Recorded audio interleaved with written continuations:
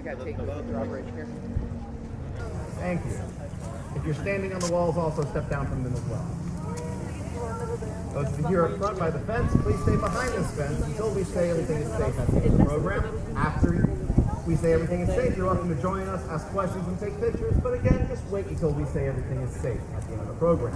When we call for you to cover your ears, please do so because this cannon will be very loud. If you have any small children with you, please make sure they cover their ears or cover their ears for them when the time comes. For those of you that already have your ears covered, I can promise you this cannon will not make a sound while I'm talking. And ladies and gentlemen, now that all that stuff's out of the way, the cannon we're about to fire for you. Historically, this cannon was simply called a 6-pounder iron gun. Can anyone guess what that actually means? 6 pounds of fucking, The cannonball that it fired only weighed 6 pounds. The cannon itself weighs 2,000 pounds, and that's what was needed to fire that baseball-sized 6-pound solid iron ball.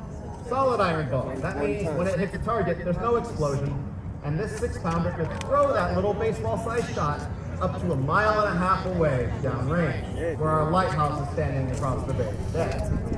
As you look around the fortress, though, you'll find larger cannons. Down by the flagpole lining that wall, we have what are called 16-pounders, 18-pounders, and 24-pounders. Right there at our seawall, that is a 32-pounder. The larger weapons of this fortress are capable of throwing their shots up to 3 miles downrange. Wow. The real question is, should they actually hit the target 3 miles away? The answer is no. But try to imagine being offshore. You're on that barrier island over here. You're on a ship just beyond the inlet. You hear the sound of gunfire. You see that splash in the water. Or you see a cannonball bounce across the beach. You're out there and you hear that happen, see that happen.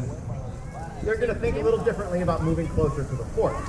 Because the closer you get to a place like this, the closer its gunshots come to you. But fortunately, folks, for the defenders of this building, these soldiers were not trying to always hit their targets. They were trying to scare everybody. If you throw enough shots out there and you scare the enemy, they keep their distance, which means you can send out for help. Which means when the help arrives, more supplies, more food, more water, more cannonballs, more gunpowder makes it into this fort. Throughout this fort's history, it has been under attack. Cannon fire has hit the sides of this place. Men, women, and children have taken shelter in this building. But when the soldiers were in here, when the civilians were in here, they knew these walls would protect them. Because, folks, depending on where you're at around the fort today, there are parts of this structure where the walls are over 10 feet thick. And while this coquina stone breaks pretty easily up close, you stack it thick enough, it'll take an awful lot of solid cannonballs to cause it to collapse, and the defenders here will run out of food and water long before the wall falls down. And ladies and gentlemen, for today's presentation, we are all dressed to represent the Spanish soldiers that once defended the city. Myself, I'm a park ranger out here, the rest of the crew, you're all volunteers. We also have volunteers doing our range safety outside. It's because of our volunteer program that we are able to put on this firing demonstration for you. So please give our volunteers a hand for coming out here.